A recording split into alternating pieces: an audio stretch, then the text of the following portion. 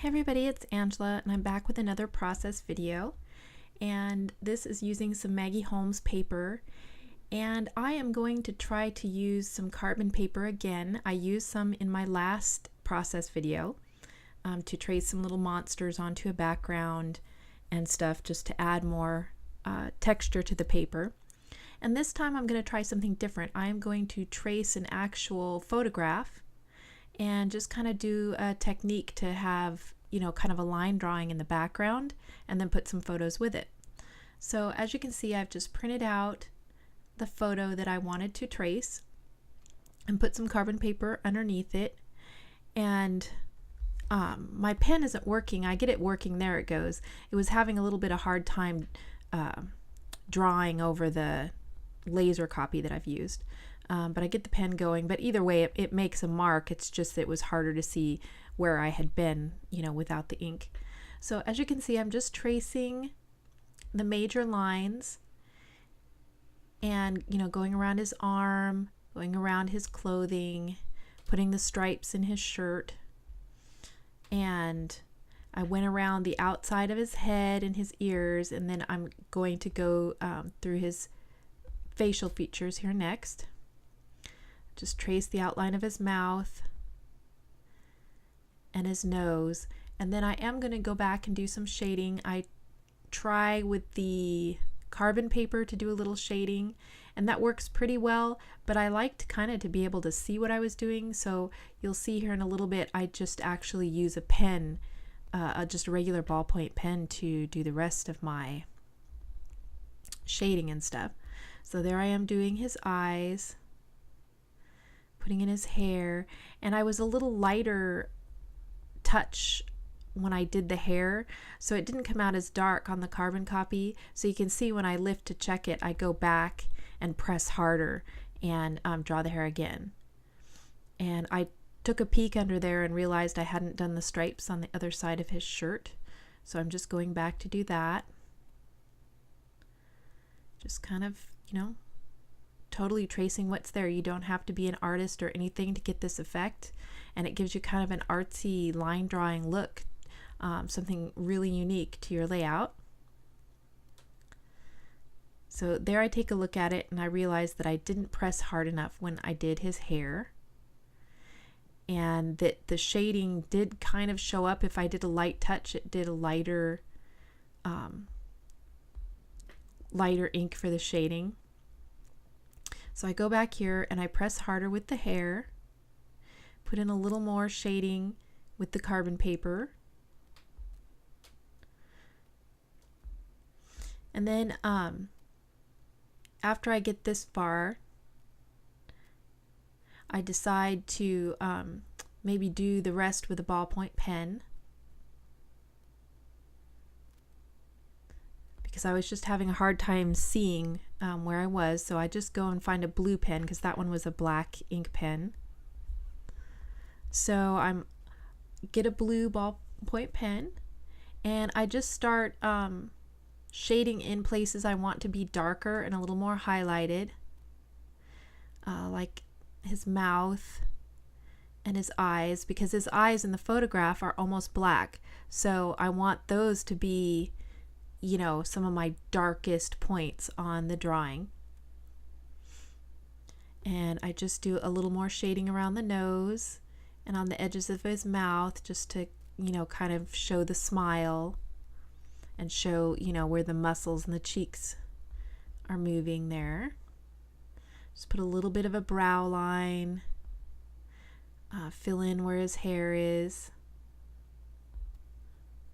Just trying to find my darkest darks.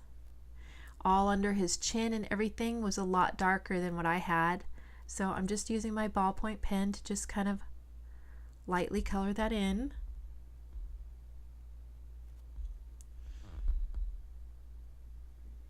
I'm going here right around his cuff, was one of the darker darks in the photograph.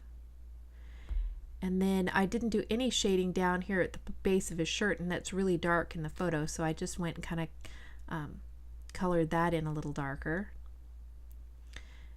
And now I'm going back and putting my darkest dark for his mouth up under his chin and neck area.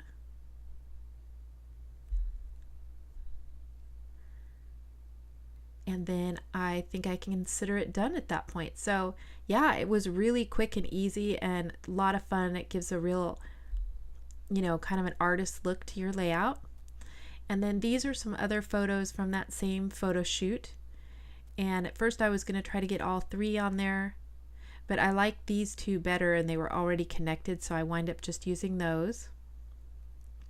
So that gives me, the line drawing is one of the 4 photos from that photo shoot, so I'm only going to use 3 out of that photo shoot, the line drawing and then 2 real photographs. And now I'm going back to that Maggie Holmes collection and pulling some papers out. They have quite a few blues in there, some blue dot vellum, some navy blue paper, some chevron, and a little bit of gold there. And so I just pull out a bunch of stuff I think might work and try to figure out what colors I'm going to use and how I'm going to do the layering. So I really like that wood grain paper. It kind of brings out the more flesh tones in the photograph, a little warmer color. And then I love that chevron because it has 2 shades of blue. It has the darker blue and then the lighter teal, so that just kind of brings in more colors. I think about that script one, but the script was just too big to really use. And then I also love this camera print just because it brings in a lot more colors and just livens up the layout. So I put the dot vellum first, and then I go to put that down, and I kind of looked at it there without that piece of camera paper and it just looked too monochromatic and too blah.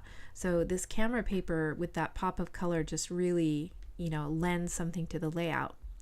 So I decide to go ahead and do an edge punch on one side.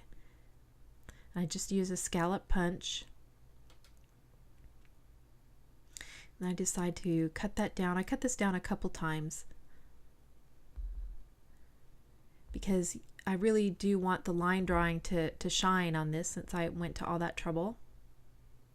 And now I'm just trying to figure out where I want to place it, because I'm going to wind up covering a little bit of the drawing up. And then you see I took that one piece of paper, that dark blue, and I took it over to my die cut machine and just die cut a few scallop circles because it just needed another element to help ground it. So I'm liking those 2. And here I cut that camera paper down just a little bit more and I move the whole thing down a bit. So that's the positioning that I like. So I go ahead and start gluing everything together. And that just kind of anchors it, and it just kind of has him peeking out above.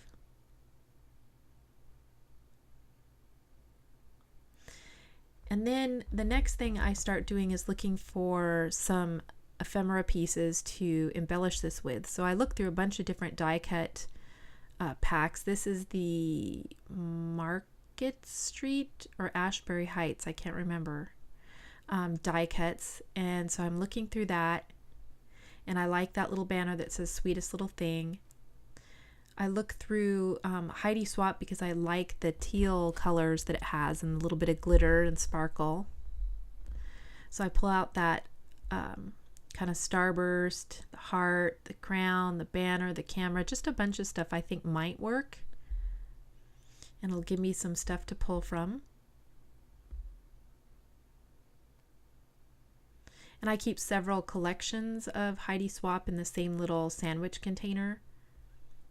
So there's several packets of ephemera or die cuts in there. And then I look through this other Heidi Swapp, but I don't think I use anything from there. The colors just weren't quite right. And the last thing I looked through was a crepe paper, old Maggie Holmes collection, and it had some more of that navy blue, like that tag that says "Love You to the Stars and Back." So I wanted to use that because I like the navy blue color. And I try to use these clear words to do a title, but it just didn't work out. And I really did love this banner, Sweetest Little Thing. So I go ahead and kind of use that as my title. So then I start tucking in some of the flowers from the Maggie Holmes pack. And I'm liking that, so I start putting some glue on some of this. I just glue down that vellum flower. And then I like this heart because it kind of covers up where that rectangular quote and the flower and everything meet, that kind of little awkward corner there. So I just go ahead and put the heart over that. And then I like the banner kind of hanging below that other gold banner. So I go ahead and kind of curve that around. And then I put the gold banner up on some higher foam tape than what I used for the heart. So I've got a couple different layers of foam tape, or different heights of foam tape, I should say. Put the other little flower and this starburst here up in the corner to kind of anchor that. Now I'm just looking for a few more pieces, and I like that flower, and I go to put it down, and then I realize I forgot to spray fixative on it. So I just put a piece of paper over my ephemera pieces and then just sprayed the line drawing. And I don't know, it smudges if you really smear it with your finger. If you work at smearing it, it will smudge a little bit, and I showed that in my last process video. It doesn't do it a lot, so I think that if once it's in a page protector, it'd probably be fine without the fixative, but I already have it, and so I went ahead and used it. And it does make the blue of the carbon drawing, the line drawing, a little more vibrant once you put the fixative on there, which I thought was kind of cool. And so the only other thing I wanted to add to this was some sequins. So I went and found some different types of blue sequins. I'm just trying to figure out, you know, how I want to place them on there. And I kind of have, I originally started with 3 main clusters, kind of that upper right cluster there with the starburst, and then the lower with the gold banner, and then it kind of, that one merged in with kind of the upper of that rectangular quote and flower, so that side kind of turned into one big cluster. And I'm just using glossy accents to adhere those sequins down. And then I think that I'm done, so I stop and give you some close-ups. So there is the line drawing, and I think it turned out really cute. I mean, it looks like an actual just drawing. I mean, I could draw it myself because I did portrait drawing for many, many years. But I just wanted to do something with the carbon paper and show people, you know, who don't really feel, you know, real good at doing line drawings, you know, a little scared of doing portraits and things like that, that you can totally do it with just a piece of carbon paper. So I thought that was a cool way to use it. And then I decided that I do want to matte this because it's kind of a light colored paper that I used, and so it would just be better if it was framed in with some darker color. So I grabbed that same chevron that I used to matte the photo on and just stick it down. So that is my finished layout, and I really had fun trying it and using this carbon paper again in a different way. And I'm still trying to think of ideas when I lay there can't sleep. I'm thinking of ways I can use that carbon paper. So anyhow, thanks to you guys for watching, and if you have any questions, just leave them down below.